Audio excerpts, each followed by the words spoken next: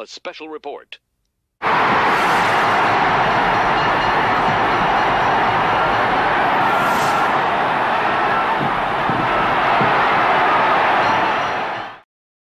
Hey everybody, welcome to another edition of Wrestling Remembered. I'm your host, Joe Wednesday Lowry. Happy Friday out there for everybody that's tuning in live as well as on the replay.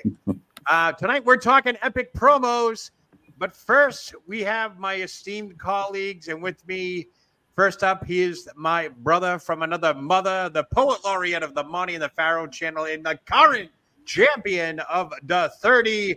Let's welcome the master, the Mr. Benny Scala, a.k.a. the player. Benny, what's happening? Yeah, I'm still basking in my glory. I got 6 more days till I defend my title. I'm looking forward to it. All right. Congrats, champ. Don't pull a Tommy Rich. Keep that title, you know. Oh, yeah. And next up, he hails from the great state of Massachusetts. He's the man of the hour, too sweet to be sour. He has the pecs that wrecks. He is the president of Thursday Nights. Let's welcome Mr. Phil DeCesare. Phil, welcome, brother. Good day, sunshine. Good day, sunshine. Good day, sunshine. The sun is still up, baby. It's still light out. Welcome. Yeah, it's still light. You got to love that. You got to love Yeah. it. And finally, he is the Thursday Night Disciple, the man who wears the pinstripes on wrestling's hottest game show, The 30. And as always, I heard in high school that he used to sell concert tickets. So let's welcome to the show, Bruce ESO. Welcome, Bruce. What's going on, guys? It's always a pleasure to be here, and let's get this rolling. And congrats, Benny. Nice job last night, by the way. Thank you. And Dominant, baby. Dominant. I know we mentioned it last night. Just a quick update that Maria Davis, the queen of, what do we call her? She's the first lady of professional wrestling. The first lady of professional wrestling is home recuperating from her bionic knee surgery. She's doing well. She's doing much better. She had a minor setback when she got out of the hospital, but she's doing well, and she's due back next week, she said. She'll be on. So back to leapfrogs and drop kicks in no time at all. I usually send her a quick video of the show, and I told her we'd mention her, so I will do that. So. And everybody in the chat, Jason, what do we got? Jason's here. B40, welcome. B40. Yep, and I see Baby Cakes as well in there. Thank you for joining us on this Friday night. And everybody else that's tuning in live. So we're talking epic promos. I'm going scriptless on this. I love that. I love when you do that. It's still legal in Iowa, too, isn't it? What's that? You can still go scriptless in Iowa, right? Yeah. Yep. Sure about that? Personally, my favorite is going Aaron Gobralis and Southie on St. Patrick's Day. Yeah. So anyways, I don't know. You guys emailed me some stuff. I have some stuff, but epic promos, when you first think about it, where is he? Where's my boy? What do we think of first? This guy right here, Dusty Rhodes, Hard Times. The real quick comment when a man has worked 30 years, and they give him a watch, kick him in the butt and say, a computer took your job, daddy. That's hard times. That's hard times.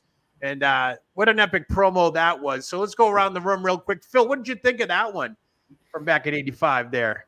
Classic Dusty, the everyman, the working man, the American dream, who was not afraid to point out some of the faults in the American dream and kind of what people were facing in that time in the mid-'80s, of course. And we did see computers on the rise. So Dusty called it. That's when the fledgling Apple was taking off, too. So Dusty was rather prescient in his promo here. And look at him. How often do we see him so nattily attired in a suit, huh? Yeah. Sporting that suit, looking good. Yep. Now, that one was, I think he was feuding with, was it Flair, right? Yeah. Yes. Flair at that time. It was right before the Tully Blanchard and all that stuff. But, yeah, that was one to remember. Benny, what did you think of that one? I love because he was feuding, maybe he was feuding too, feuding with Flair. That the contrast, the nature boy, limo riding, jet flying, and here's Dusty Rhodes, the common man, the working man, talking about the middle class of America. Just the contrast was absolutely perfect. And I do believe that the camera was always at chest level or above, because I think, like when you go to graduation and you wear the tie and the nice shirt and you have your gym shorts underneath your graduation robe. I think that was what Dusty Rhodes had too. That's cool. That's cool. ESO, do you remember that one? I know that goes I back a thought little that- bit. I had to go back and watch it, but if you look at it, it was so profound because you could even take that and say it today, and it can still Yeah. say the same thing. Yeah, AI is absolutely. taking over now, and it's putting more people out of business. But let's just talk about Dusty Rhodes. There, he had that jive to him. He starts with that pace and then slows just at the perfect time to accentuate that point. He was awesome. I mean, there'll never be another one like him. Yeah, he did. He was amazing. I mean, he was a promo guy, anyways. His in-ring work ethic was unbelievable. We all know the Dusty Rhodes story, but he was just simply amazing on the microphone, and I enjoyed every time he came on. And he was used of a lot. And we do know that he did a lot of booking back then for the NWA. So that was the main reason why he got a lot of TV time as well. So. There's a great promo out there, and I was scratching to find it, and I will find it eventually. Okay. But Dusty's talking about how he's lying in bed with his wife, and it's the middle of the night, and all is quiet. Yeah. And she puts her ear to my chest, daddy, and she, baby, and she hears thump, thump, thump, thump, thump, thump. And she said, honey, what is that? And he said, that's the heartbeat of America, baby. It was classic. Oh, I can't do it justice, but it's out there. And like the Chevy commercial, the heartbeat of America. I think Dusty said it first, And just to let our viewers know, the reason I can't actually show some of these videos copyright, we love the word copyright here on YouTube. So I don't want to risk putting something out there that could shut us down. That's why I got pictures of this. So, just to let you guys know that, and everybody that's watching, it's kind of difficult to do that. I'm sure we could dig around for some non-copyright, but still some of these main promos. So, Benny, you had some ones you sent me. What do you want to kick off with? Because I got them all marked off here. I'd like to do superstar Billy Graham. Okay. Break the chains that bind me. Okay. Oh, yeah. This one right here. I got to look at that. Now, that was purportedly shot in the desert. I really think that was done in a drainage ditch in Lakeland, Florida somewhere. Yeah. So just a little backdrop for this is that this is 1984. Yeah. Billy Graham is in Kevin Sullivan's Army of Darkness. And so I guess during a televised match, Kevin Sullivan pulled the Lock. I guess that was her name, the Lock. Okay. Who was actually Winona Littleheart by her hair. And Graham attempted to, be chivalrous and intervene. And I guess he starts arguing with Sullivan. Yeah. And Oliver Humperdinck nails him in the back with a chair. Then Sullivan takes his golden spike, maims him, and I guess they hangs him with a strap on the middle rope. Pretty. If you've never seen it, it's really graphic. So and this is NWA days, right? Oh, yeah. This is 1984. They're still a Florida territory. And the next week, Sullivan and Humperdinck are on TV being interviewed by the very beautiful Barbara Clary. I don't know if you guys remember her. Barbara Clary. Yeah, it was. I didn't know that Gordon Soley was in the video, too. But I just, I had my eyes fixed on Barbara Clary. And Sullivan and Humperdinck are gloating how they eliminated Billy Graham. And they'll never see him again. And then Barbara Clary says, well, I have this audio tape, and they pan to that shot that you just saw. I'm going to read it. I wrote a story. I'm going to get a cheap plug in here for the Pro Wrestling Stories website, and it's titled 6 Times Professional Wrestlers Were Blinded, and this is one of the stories. And I'm just going to read, because to me this is the greatest single promo, my favorite promo of all time. Sure. But hang on one second. Here we go. First of all, Kevin Sullivan, I want you to know I am alive and well. I am not in an Egyptian tomb in Cairo. I'm not dwelling with the headhunters on the Amazon River. I'm not in the jungles of Borneo and Sumatra with the prehistoric pygmies. Now, I wonder who wrote this. Nor am I with the holy men in Calcutta and Tibet.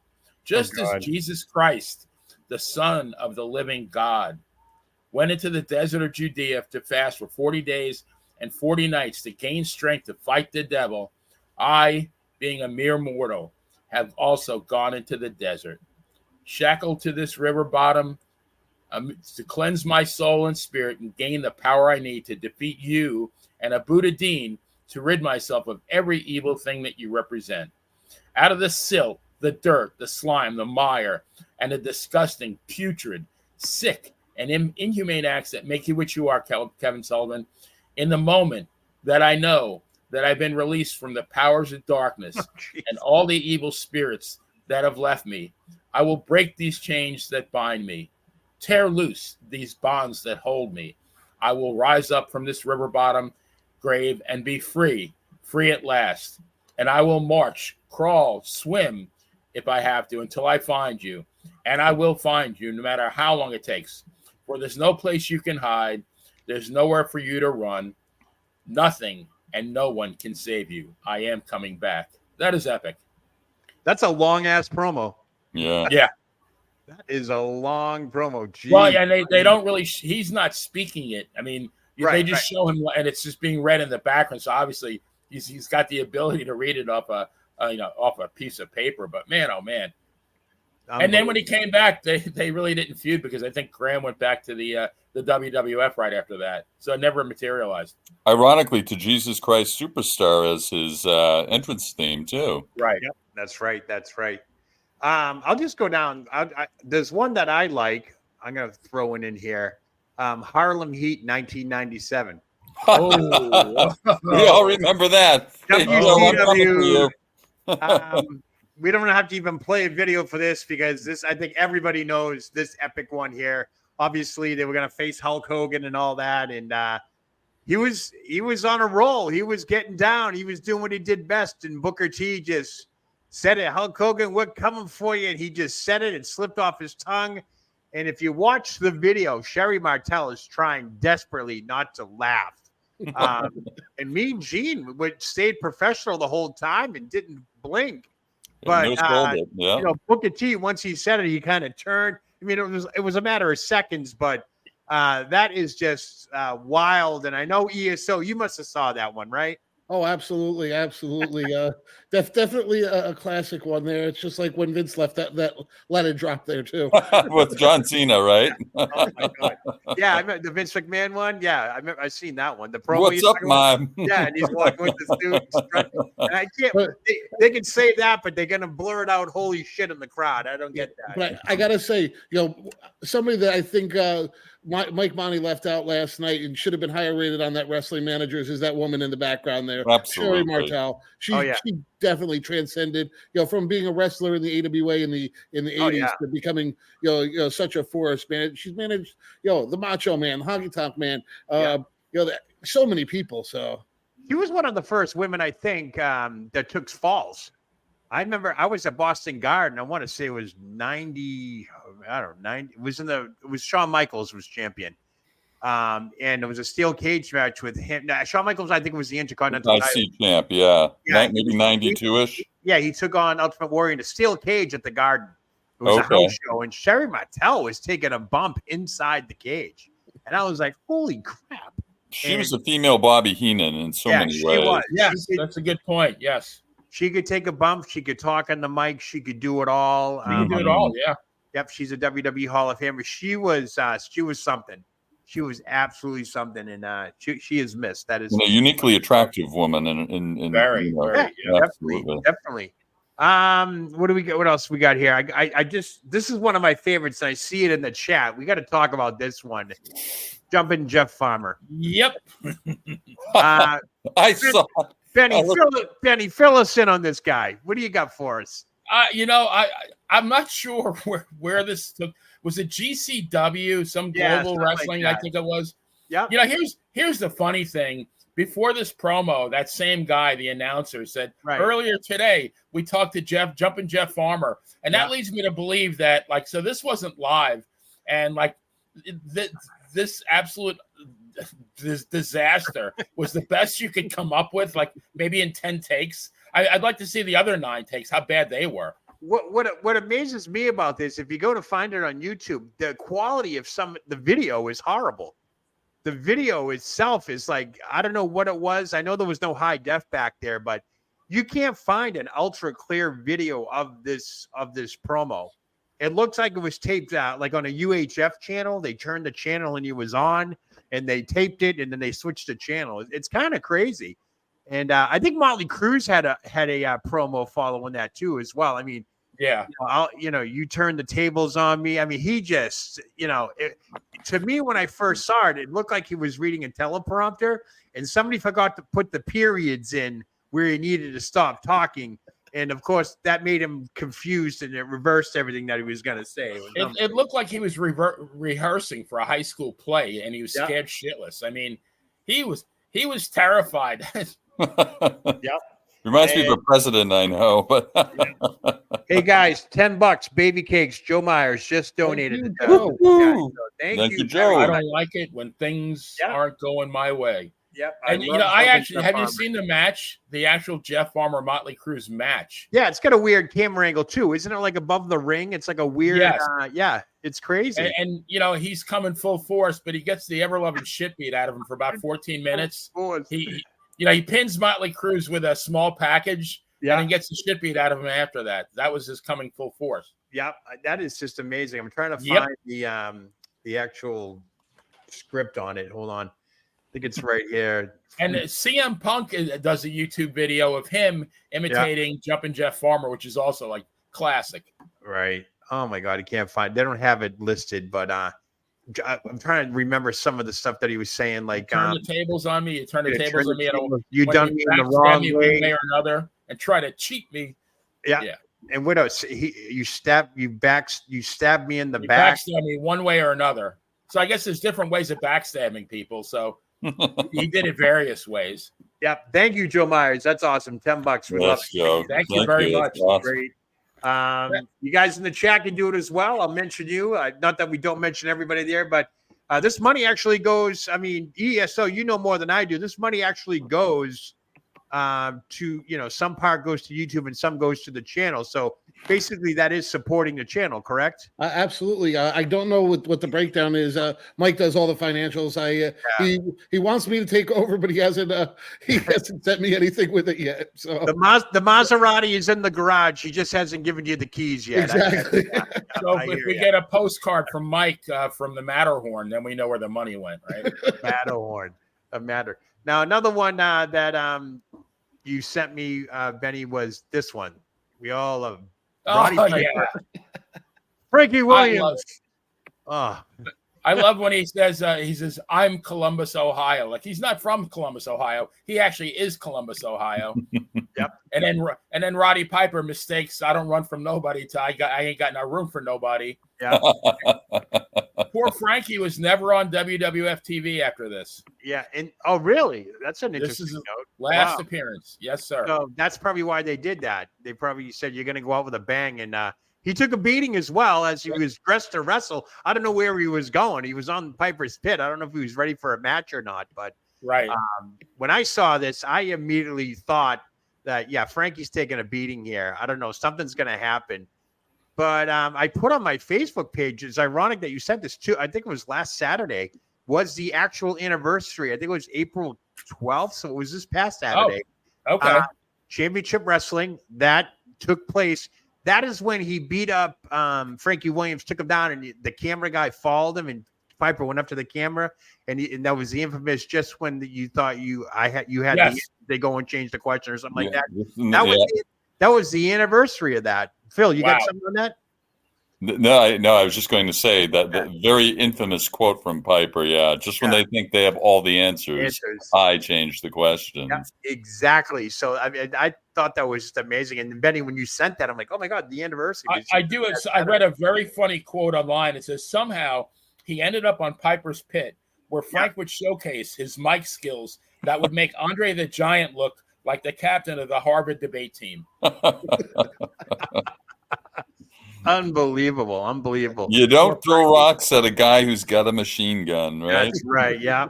I love it. I mean, they're all classics. I mean, they should just put those in the Hall of Fame, those ones. But and Frankie really was from Cleveland, by the way. Oh, really? Okay. Yeah. Armando they found with all the stuff where Piper used to write his notes down. Yeah. It was crazy, all the stuff in there. Yeah. So Jumpin' Jeff Farmer, unbelievable. Yep. Going down here, let me try and see what's going before we take a quick break. We did that one. Let's all right, let's do this one. This kind of hits home. Roman Reigns. Benny, what do you got on this one? Yeah. That was heartbreaking. Yeah. It really was. Yeah. My name is Joe. Yeah. Yep, and he has leukemia. That was tough. I mean, when I first saw this, when I watched this, because he was getting booed pretty good then. Nobody really, this is that Vince McMahon experiment at that time that they were just pushing us over. They were really giving it to us and all that. He had won the Royal Rumble and everything, and he comes out and he had just won the title too, right? If I'm not mistaken. It seemed like this title was jinxed because a lot of stuff like that was happening. You have Finn Balor, him, and he came out and he said, "My name is Joe. I have leukemia." You saw the crowd just be like, "Okay, real life is now happening. What is going on?" It got very quiet. Oh, very yeah. quiet. Wind out of the sails. He kicked off Raw with that, right? He kicked off Raw. That the Raw was after a pay-per-view, I think, or something like that. A premium, well, whatever it was called. It's called whatever now, premium live event. But yeah, so do you remember that? No, that was actually when I was still on somewhat of a break. I was starting to watch wrestling a little bit again, but I was still on a break. But that was kind of one of those things that brought me back into wrestling around those times. Is some of the publicity that it was getting. Yeah, I don't know if you guys saw the media scrum after WrestleMania. I think it was after the first night.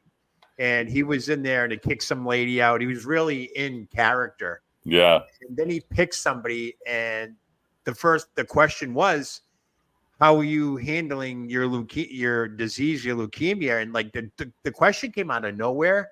And I don't know if it was a planted question or not, but he went from Roman Reigns, the tribal chief, to Joe real quick and said that I'm still in remission. However, I do take daily chemotherapy drugs.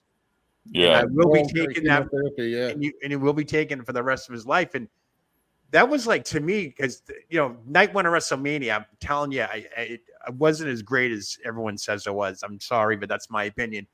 But when I saw the media thing afterwards, and I saw that, and I'm going, wow, like, okay, now we're going down this road again, kind of. After you answered the question, he was back to being the tribal chief, of course, but to kick off a media thing on night one of WrestleMania, and that's the question you're going to get. That kind of took me by surprise. Phil, what'd you think of that? Took the wind out of my sails, man. Yeah. And the fact that he, has competed for so long at such a high level, right, while grappling with something really, I mean, that would just wipe out a lot of normal people. It's just a testament to his character and his conditioning and just everything, and really makes him, I mean, very endearing, and it's, he's.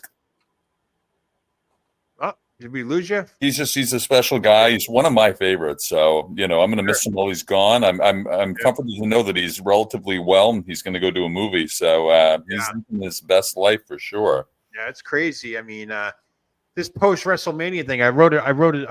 I do a newsletter every week in Bill After, and I said it was 3 weeks ago before Mania, Rock is going to retreat after WrestleMania, and it's going to affect a lot of storylines, and it has. Think about it. The bloodline's changing. No Roman Reigns. I don't know when he's coming back.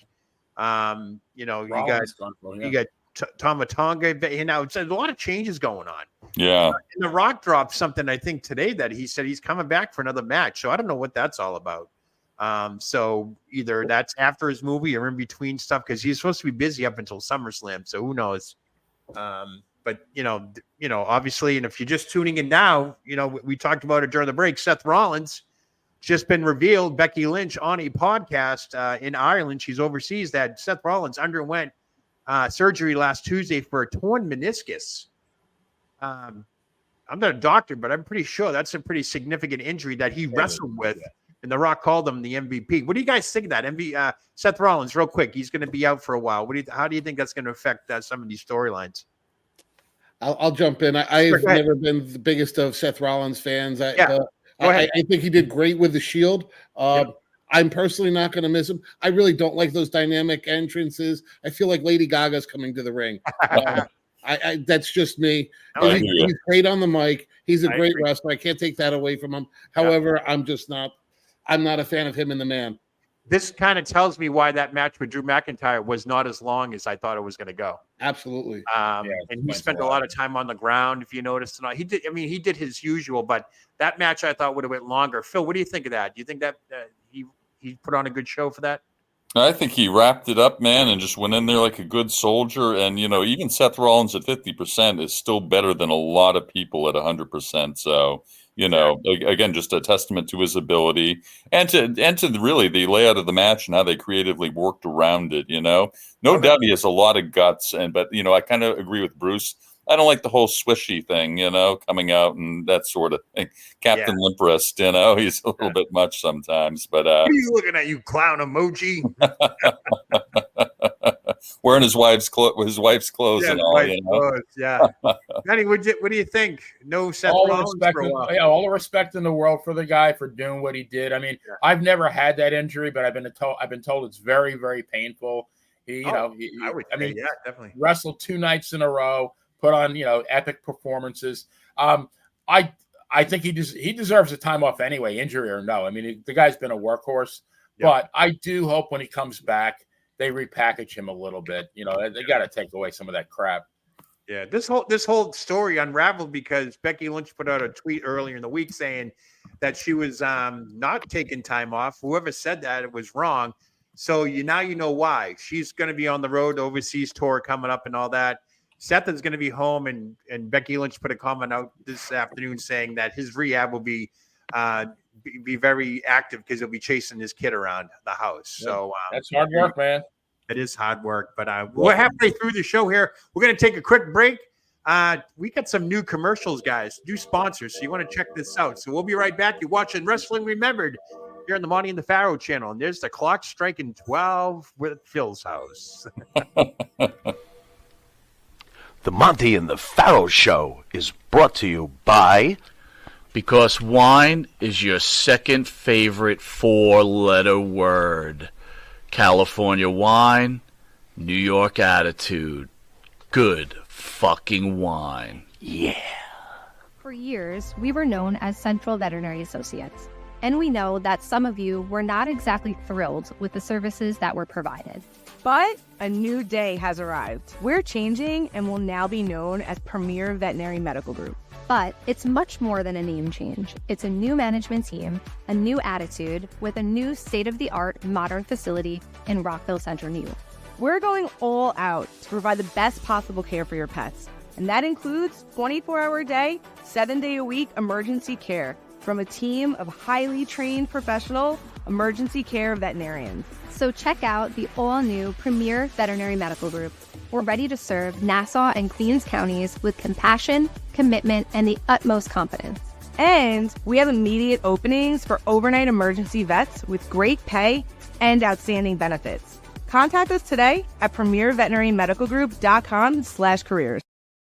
Tired of that same old breakfast, lunch, and dinner? Same old tasting scrambled eggs, burger, that dinner steak, ribs, or pork chops?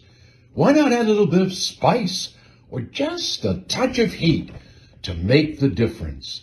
Change that scrambled egg with a little bit of Johnny Fabulous's John Cena Sr.'s $1 Million Jalapeno Hot Sauce. Great on burgers, steaks, chops, and those barbecued ribs. Looking to improve your fitness business while keeping your bottom line in good shape? Let the Gym Administrator help you achieve those goals. With their powerful team of fitness industry professionals at the ready, the Gym Administrator covers a wide range of industry-related products and services that will help you build your business and increase profits.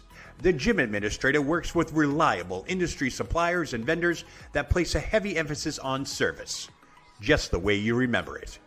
Give them a call at 914-494-1066 or visit them on the web at thegymadministrator.com as well as all social media platforms.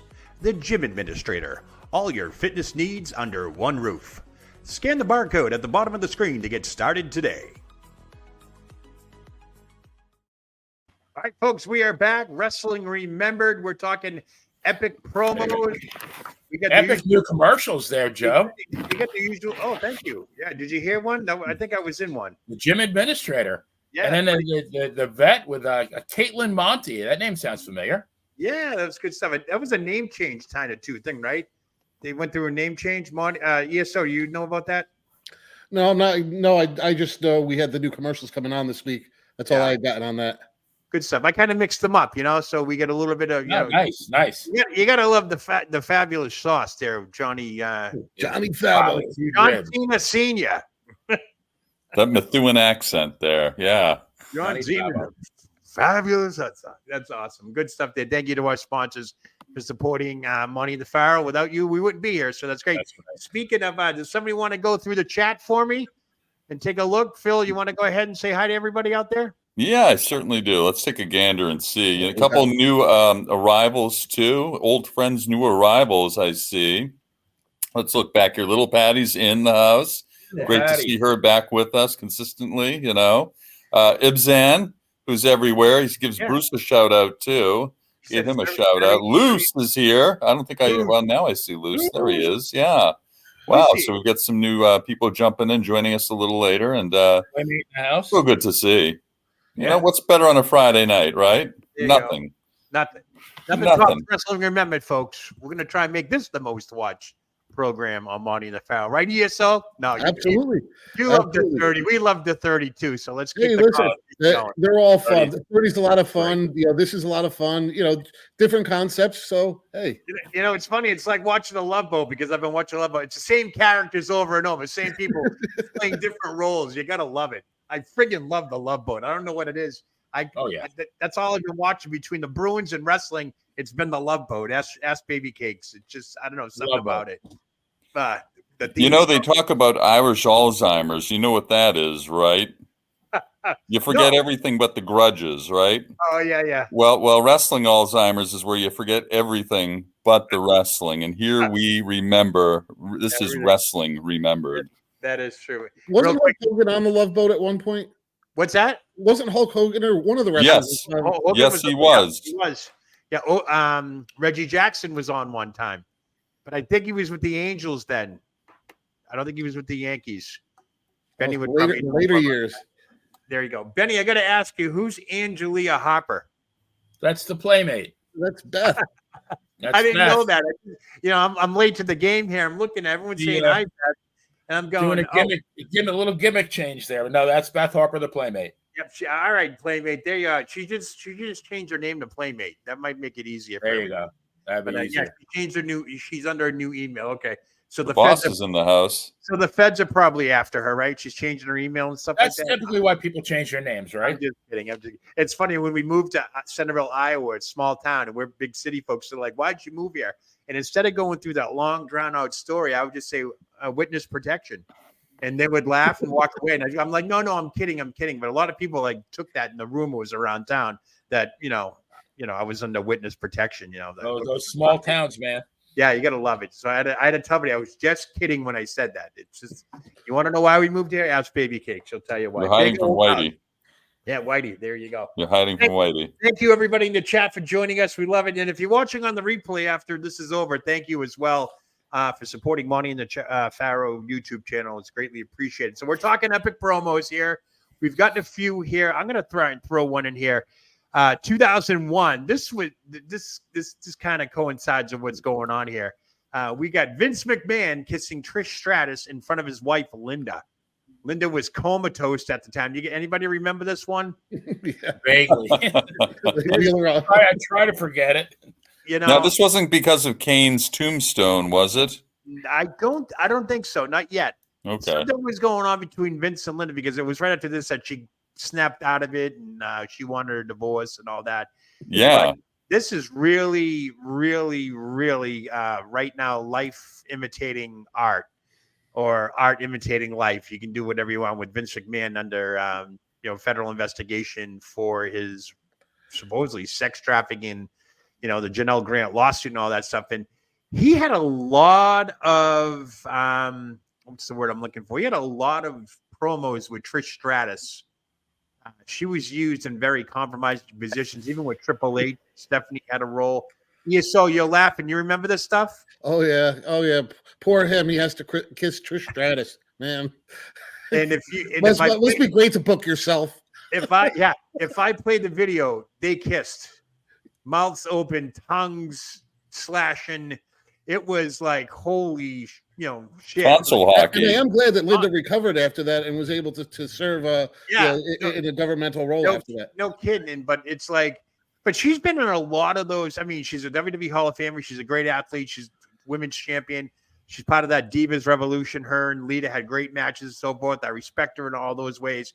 But you got to ask yourself, with this Vince McMahon thing and all that stuff, some of these promos that she was in were very, very provocative and used.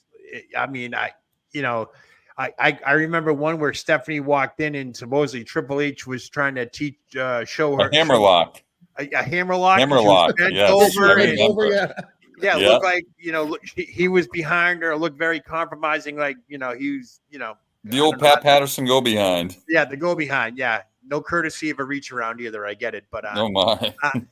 But that was pretty wild. I was like, okay, now, very provocative. Benny, did you watch that? No, I was going to say he should have showed her the small package. That'd be my my take. But I mean, outside of Sable, which makes you wonder, with her entrances and all her to-dos and puppies and Attitude Era and all that stuff, this was Trish Stratus was no joke. She was a fitness guru. She was an athlete, but then she's put in these positions. So you wonder now if, a line was crossed backstage with her and Vince McMahon of some sort, because she's been awful quiet about all these situations. So I don't know. Am I talking too much about this, Phil? What do you think? Oh, I was just typing back dibs in the chat, Joe. I didn't mean to. You're talking too much about what, Trish and her Trish central role? Provocative promos. I mean, she was put in some interesting situations backstage, and then of course on stage with the Vince McMahon kiss and all this stuff. But she was, in my estimation, they talked about Sunny being the most downloadable and of course Sable and everything else. But for my money, Trish was top of the list for so many reasons why. I'm right there with you, Phil. Yeah. So, and there was a big to do before she even came in. I remember there was a pretty big buildup, at least online, anticipating her arrival. This girl was a pre-med student too. This woman, so a very smart woman, obviously very athletic, and from Canada, right? She's a Canadian. I had the good fortune of meeting her once, and she's really just a wonderful, wonderful person. Yeah, and she's from Canada too, right? I think so. Yeah, Toronto, right? Toronto, yeah. So she's she had that banner going with her. I just remember her debut with the cowboy hat. She also came out as a manager too. Didn't she manage somebody? She managed Test and somebody. Test. Andrew Martin passed away. Her first couple of promos though were very awkward. I don't know if you remember. Yeah, she didn't have that gift of gab. I think she was one of those athletes that had to work. I mean, I don't know if she went to speech therapy or whatever, but after that, she still sounds kind of off a little bit, but she makes up for it and everything. I don't mind. Yeah, Trish Stratus, unbelievable. So, Benny, you sent me this one last minute. Hard Times. Is that the one right there? No, that's WrestleMania 5. Macho Man, I hate your guts. Yep. To Hogan. Look at the expression on his face. The guy's sweating. His eyes are blood red. I mean, if that is not a legit promo, I don't know what is. I mean, he's in fiery hell with that green screen flames in the background. I mean, you talk about playing this up, because don't forget, there wasn't digital media back then and all that stuff. This was a promo that was, he was sweating. I don't know if that was real sweat. Maybe it was oil put on there, and you get the fiery background. So you have to no baby oil. Yeah, I mean, this looks legit. What percentage of this do you think was shoot versus work? Oh, that's a good question. With that, it's got to be at least half shoot. I would say so. Yeah, I mean, you gotta. I mean, a good promo, you have to come up with something inside of you to to make it real. And there was, we know the history between Hogan and Savage. So, what do you think, ESO? How much was real? How much was work? I mean, it was definitely, there was definitely some bad blood at that point. I mean, we've heard it through, outside of that, even through Linda Hogan and outside sources. So, I mean, 50-50 maybe, but they became really good, close friends again after that, and then had another split up. I mean, Well, that's probably the rockiest relationship in wrestling was Randy Savage and Hogan. That was a love-hate all the way, yes. Yeah, love, hate, and Vince McMahon laughed his way to the bank because they put on some epic matches and so forth. And I just remember, obviously, when the Mega Powers exploded, I was in the Navy, believe it or not, and I was working on a Saturday night. I was overseas. It was Saturday night. It was late at night. I was on duty, and the satellite, I asked the guys up in the satellite room, you just throw on. I remember a channel that would carry wrestling, and it happened to be on, and I just happened to catch the Hulk Hogan, Randy Savage backstage with Miss Elizabeth on the stretcher, and when he pushed Miss Elizabeth, she went flying. That wasn't a push; he threw her. You guys ever watch? You ever seen that? I looked at it, and I'm on the ship. I haven't seen it lately, but yes, I have seen it. Oh my God, he throws her, literally throws her, and I'm like, okay, what part of that is a work and what part of that isn't? It's Right. like that was amazing. And that He Hogan very gets intense mad. man. You know what, Phil? You remember that? Yeah, it was very dramatic, and even for the time, even now it would, I think, be considered dramatic because Elizabeth, to the is obviously a little lady, Right. certainly Yep. isn't built, one would think, for athleticism. But it's my understanding she was also quite the aerobics teacher at the gym where Macho Man met her. So Yeah. she was in really good shape, obviously taking a lot of step classes, and had a little more athleticism than I think we give her credit for. So yeah, very dramatic moment. Speaking of Miss Elizabeth, another candidate for the WWE Hall of Fame. Have no reason. I don't know why she's not in it. Anybody have any explanation on that? DSO? No good reason on that at all. I mean, I mean, is Lex Luger in? no, Lex Luger's not. No. He was. No, it might He be was having to actually do with rumored that same to- type of thing where the cause of her death, that lifestyle she was leading at the end. Lex Luger was on Yeah. podcast thinking he was getting the call this year.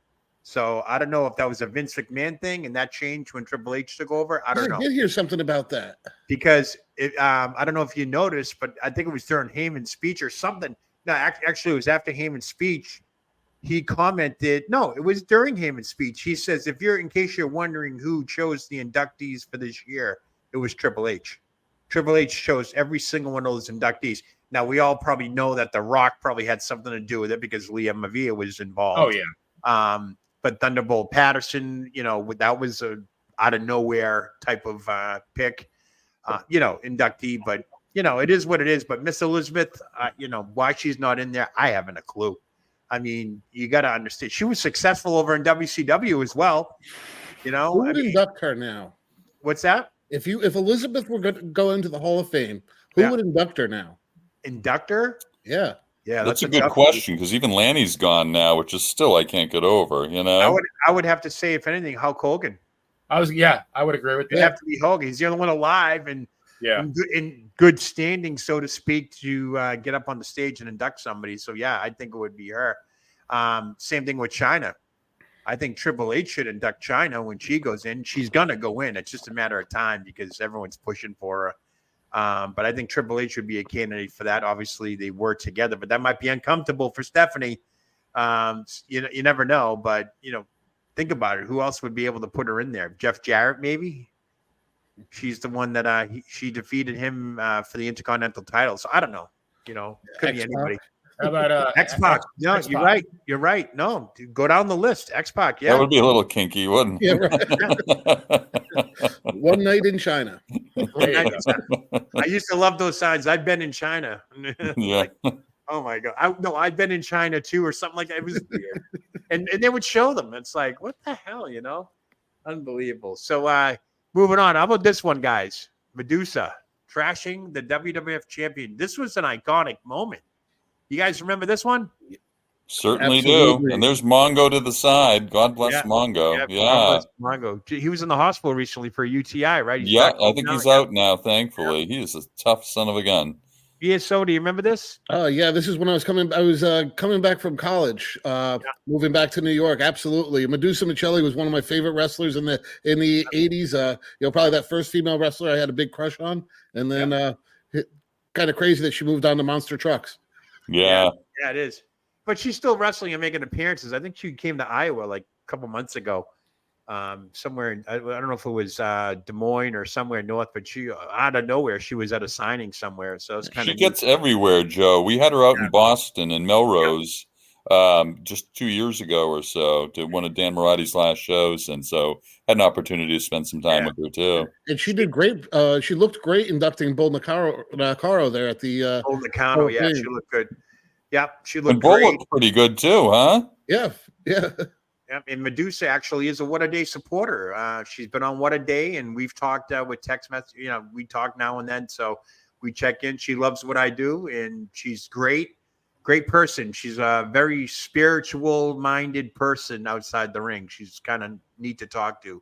Her perspective on life is different than others. So if you ever get a chance to meet her, I definitely would. So, Benny, you had some other ones you sent me. Which one do you think you want to go with next?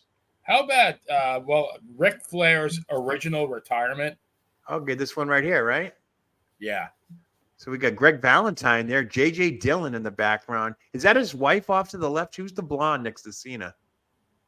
Anybody know? Anybody figure that one out? Maybe it's one of his daughters. Oh, that might be his older daughter, right? The older daughter than Flair. Okay, yeah.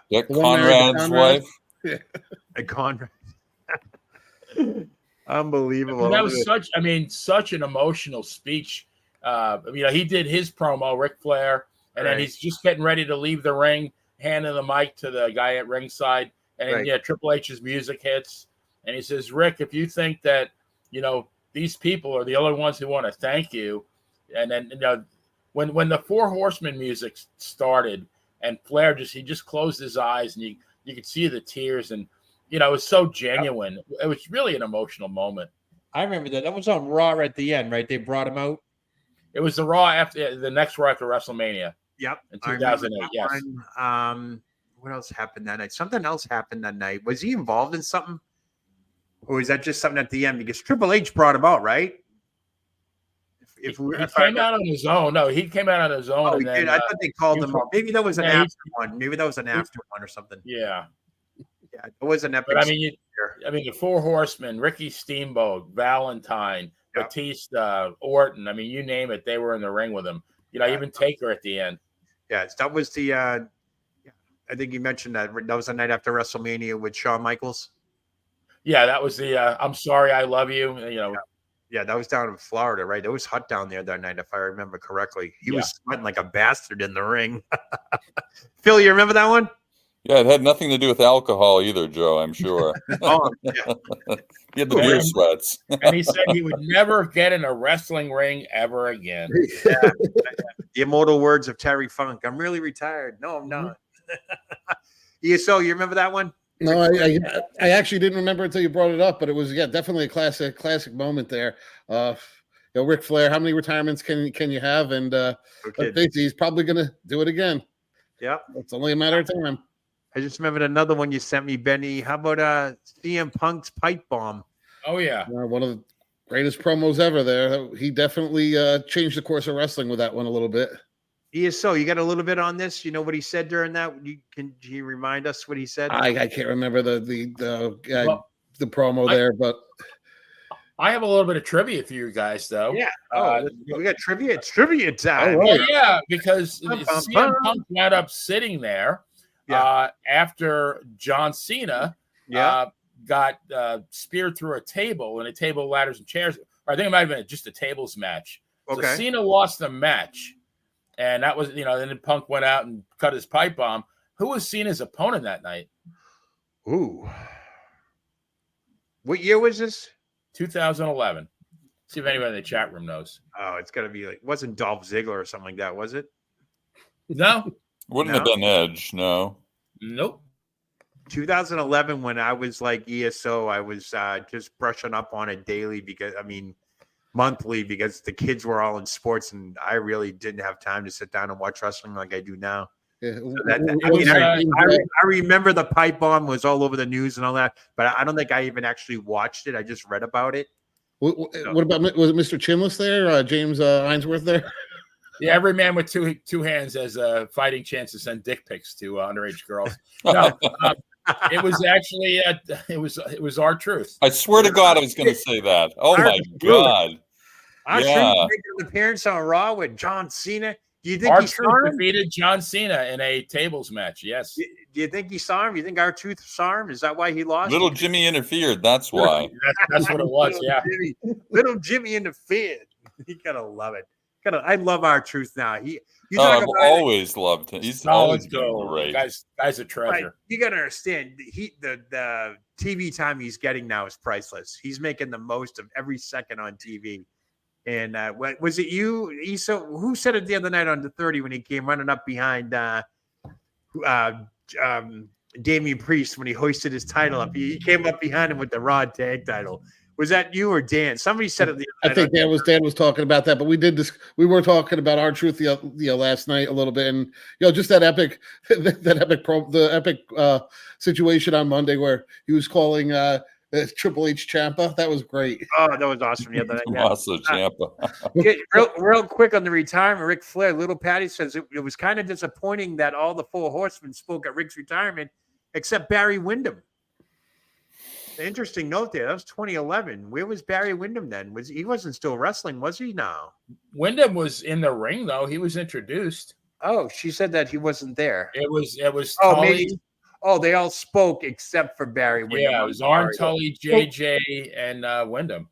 If you notice, even at the Hall of Fame ceremony this year, Barry Windham didn't speak a lot. He let Mike Rotundo take over. From what I've been told, outside of that the wrestling persona, he actually is a very, very soft-spoken person, and he doesn't necessarily feel comfortable in those situations. I've met him a couple of times at Four Horsemen events, and yeah, he doesn't say much.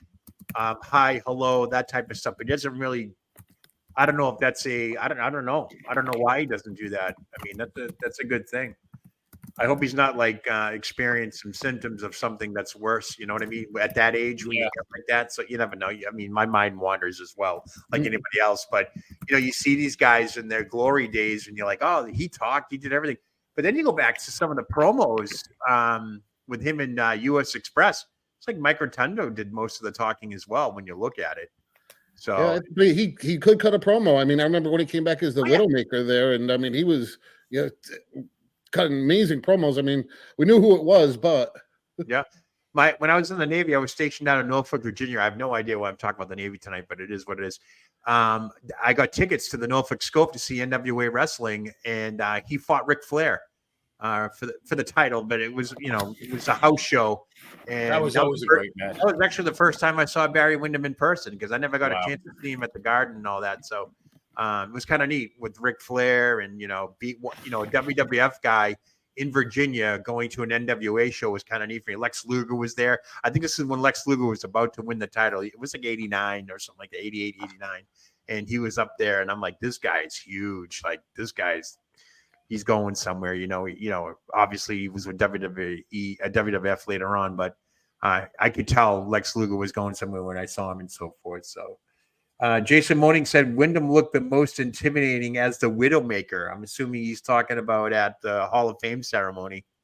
Because he had a hat on, right? It was down. He had his hat down. Well, you really couldn't see Wyndham's face, right? You guys remember when he came back as the Widowmaker? He came back with black hair, and so that was it was definitely a different look for the blonde, the golden boy that we knew for all those years. A number of 280 pounds too, or so. He was a big boy. Yeah, I gotta apologize. I'm weird when I'm reading text messages and chats because I'm thinking one thing and the chat's probably saying another. Because when he said Wyndham looked the most intimidating as the Widowmaker, I perceived that as the Hall of Fame, what we were talking about. So obviously not. Jason, I apologize if I misunderstood that. But Loose Cannon says Barry is like a chill stoner, y'all.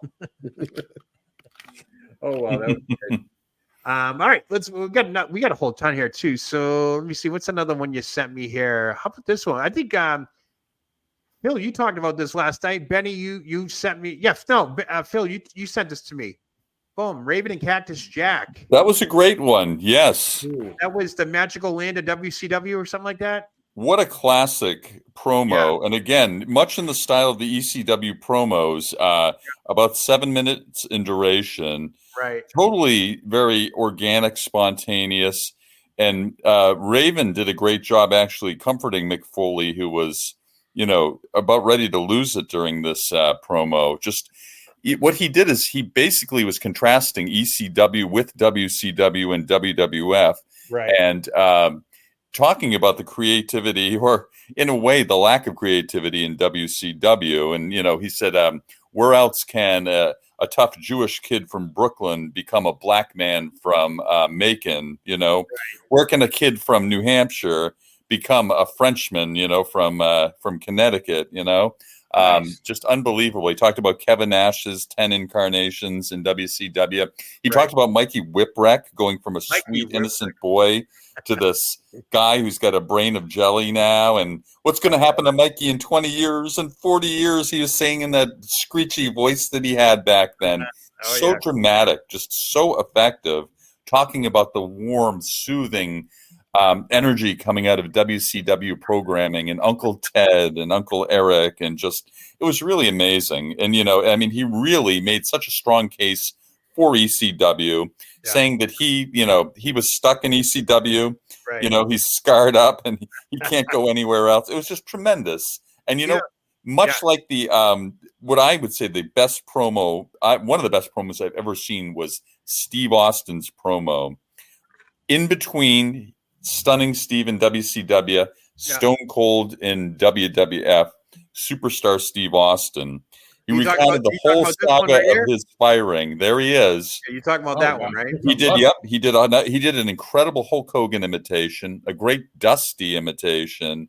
Is that the 7-minute promo?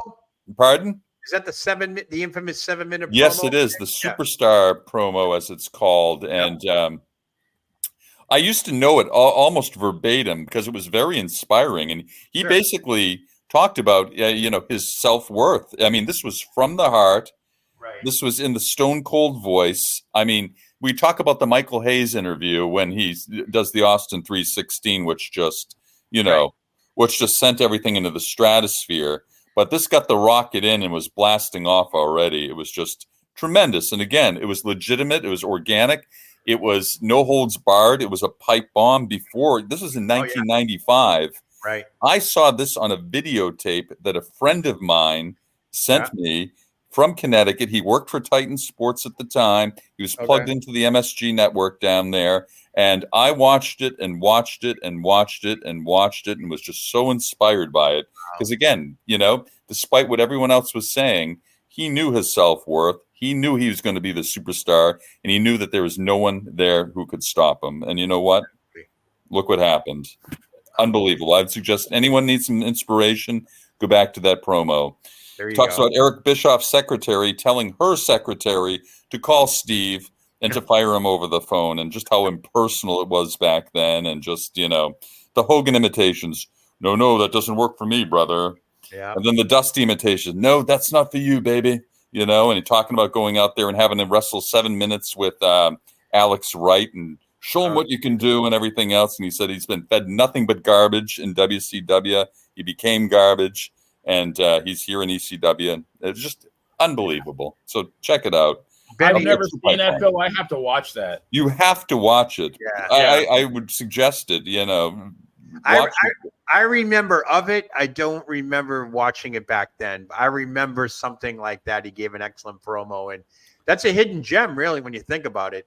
It is legitimately one of the best promos ever because it's such a shoot. Yeah. And it really, again, just it serves as an inspiration and a great characterization of, and he talks about reunion. He talks about the sportatorium in Dallas, Texas, coming up through there. He touches upon every element in wrestling. It's just, I'll have to check that. That's on YouTube. Yeah.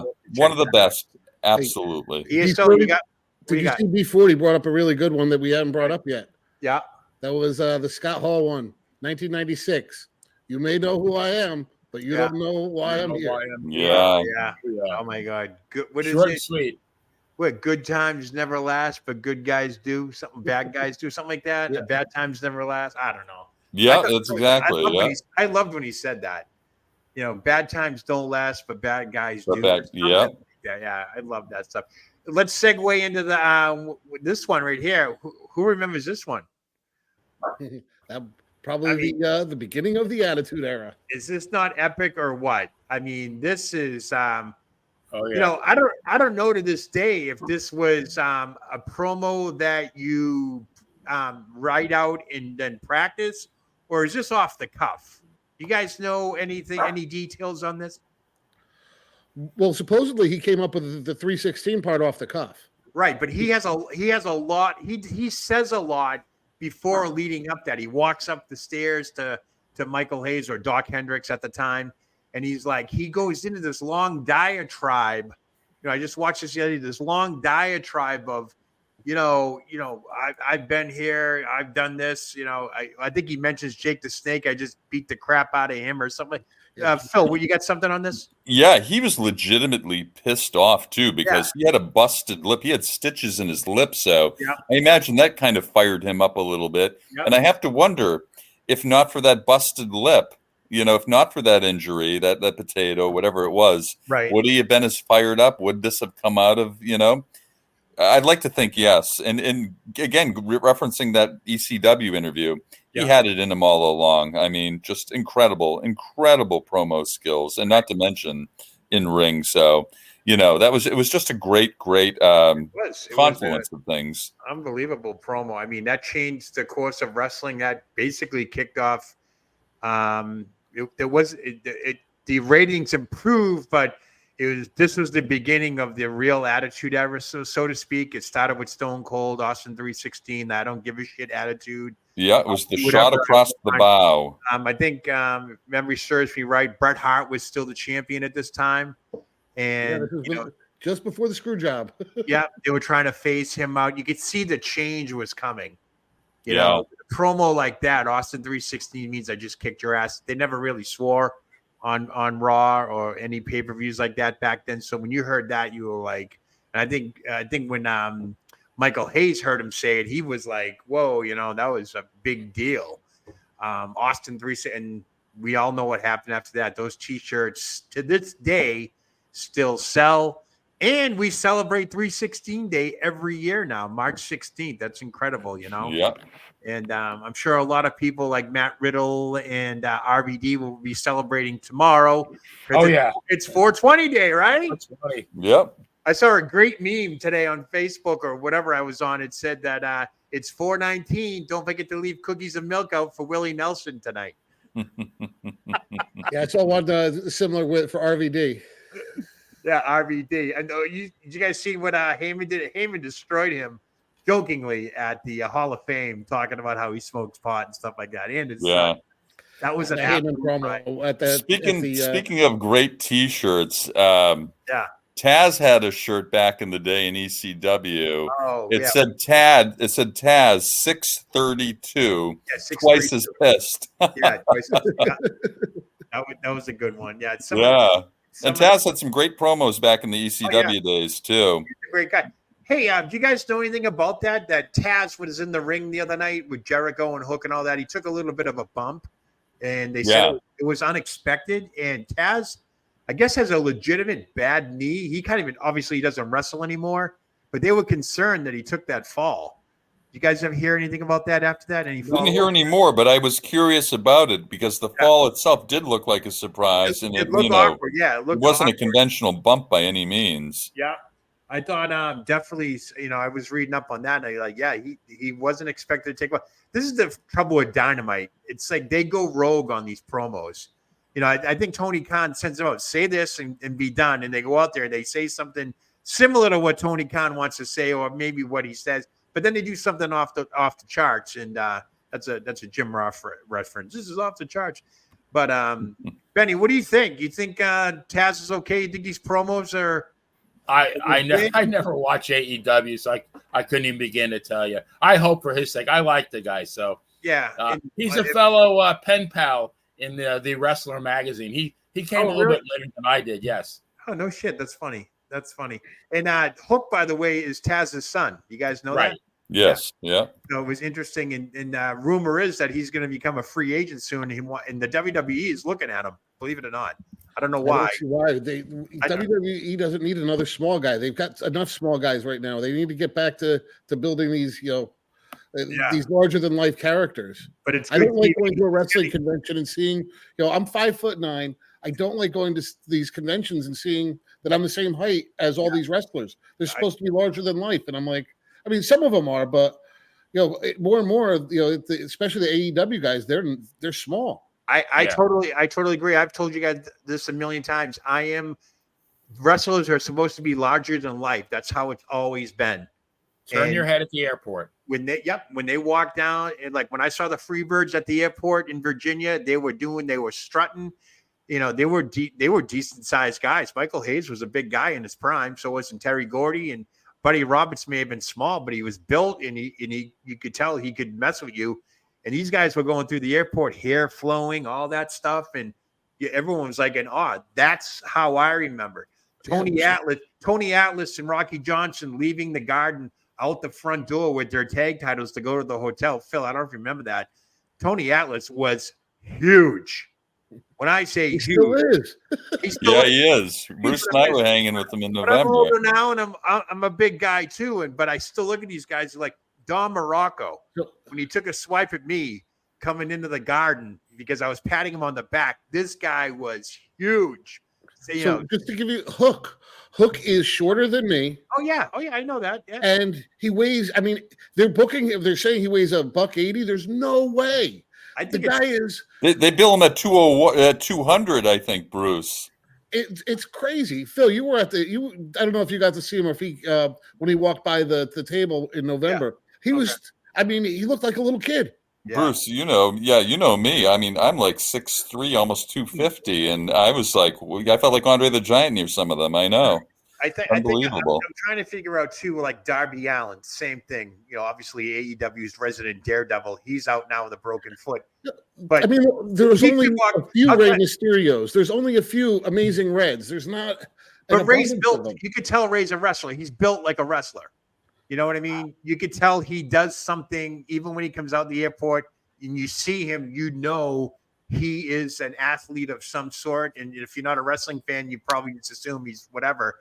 But, when you see these guys now, I tell you, it's crazy. Like you said, so walking down the street, if friggin' Finn Balor walks by me with a hat on, he's going to look like a little kid to me. I'm like, because he's short. And a lot of them are like that now. And AEW has a whole bunch of guys like that now. And I'm like, I think what it is the new thing now, and I've noticed because I interview a lot of independent wrestlers, they're building their brand. And when their brand gets big enough, whether it's a name, whether it's a character, because it's sure as hell ain't their wrestling ability and how big they are. Obviously, you can tell that now. But they build their brand and they get that following. And that's what WWE wants. They want the followers. They want new audiences. And with Hook being looked at by WWE, I think it's a major step for them that they're targeting another audience now. Young, girls, younger. They like the looks, the Justin Bieber hair and all that stuff. Because face it, Hook's got that shtick where he comes out. Yeah, he could be anybody. He tapes himself up to make him look bigger. Phil, you look like Abercrombie and Fitch models, some of them, right? That's the target. That's what they're going for. And Benny, you look like you're falling asleep. Are we boring you? What's going on? By the way, I'm listening to Breeze behind the door here, barking at me. Oh, really? Benny, she didn't have her procedure yet, did she? No, that's Monday morning. Oh, is it time? Bob Barker time? What's that? Bob Barker, have you pet spayed or neutered? No, yes, it is Bob Barker. Yeah, we have to have a group prayer for Bree. Actually, for Benny too. It ain't cheap either. I bet. Wow, how much they charging you? It's with everything. It's $665. What? Aye. Whoa! Is it just a neuter? Yeah, she's 2. Yeah. Yeah. And she's getting. Well, I think there's blood work involved. There's a whole bunch of stuff. Oh my God, okay. So back home in Massachusetts, I don't know if you remember, there's called a spay wagon. They come around $25-$30. They spay or neuter your cats and dogs for you. Where they like use an X-Acto knife and No, they put them out. It's a huge truck that comes. They have them in New York too. They're pretty common. You would drop your animal off in the morning and pick it up a couple hours later. Yeah. I've been using this. We've been using the same vet for probably 15 years. That's fine. $600. I trust the guy. way. I don't know if the chat's streaming, but Little Patty said, "Wow, that's a lot, Benny. $600 for a neuter." Yeah. It's because, and Benny, what happens a lot of times, I was in the pet industry for a lot of years, and a lot of times these are actually not even done by vets anymore because it's become a very common procedure. It's done by vet techs and assistants a lot now. No, this one's being done. We specifically requested the vet. Yeah, I mean, but I'm just talking about the price because I'm in Iowa. I told you we have 11 cats, and we took them in sections. We took, I think we took 4 and then 3 that needed to be done right away because they're approaching that age. And I think one batch was 300 and the other batch was 2 something. Oh, per batch. Yeah, but I'm just saying though, like that's like 4 cats and then 3. I know we did Penny, my beagle back home in Boston. It was maybe $200, $300 tops. 600. Well, I know that when I worked for the government here, one of my departments was animal services, and they had this program called, I think it was called TNR, Trap Neuter Release. Oh yeah, they do that everywhere now. Feral cats, and I think it was like $25. Yeah, catch and release they call it. Yeah, catch and release. It's to control the population, but correct. Even here, we have 3 animal clinics in Centerville, and a lot of them they deal with more than dogs and cats because I'm in the middle of the friggin' Midwest. So it's all sorts of animals they deal with. And it's cheap, but I guess that's location. You're down in Florida, correct? Yeah. Yeah. So $600 is a lot. Wow. Yeah. Joe Myers, Penny was 400. Yeah, there you go. And then the cats were 500 total for 11 cats we did. Yeah. I guess vets view cats as enhancement talent. Maybe that. But that's $500 total for 11 cats. That's what I'm saying. I'm just blown away by the price. That's all. And I wonder if that has to do with location. Florida, I'm sure the gas prices are $6 in California. So I can only imagine. No, they're not that bad here. No, it's just the vet's in Palm Harbor, which is kind of a little bit of an upscale area. So I think that kind of drives the price a little bit. But I mean, I've been using the same vet for years and years. Trust the guy implicitly, and that's great. I'm just shocked at the price. That's all. $600 per dog. I mean, so and they keep it for having another kid. Oh, pets are kids. Definitely, they cost money. Oh, definitely my child. Yeah, I have a whole cabinet full of cat food. A whole cabinet dedicated to cat food and dog treats and all that stuff. So I can imagine. ESO, you're laughing. ESO, do you have a pet? Do you have a cat? No. I've had everything over the course of life. Right now, I don't have any pets, and it's kind of nice not having to go home and take care of something. So. Yeah. So you worked in a vet clinic? You said you had a. No, I was a general manager and district manager for one of the larger pet retailers for quite a few years. So you've been on the other side of what haven't you done, Bruce? What haven't you done? A master of, jack of all trades, master of none.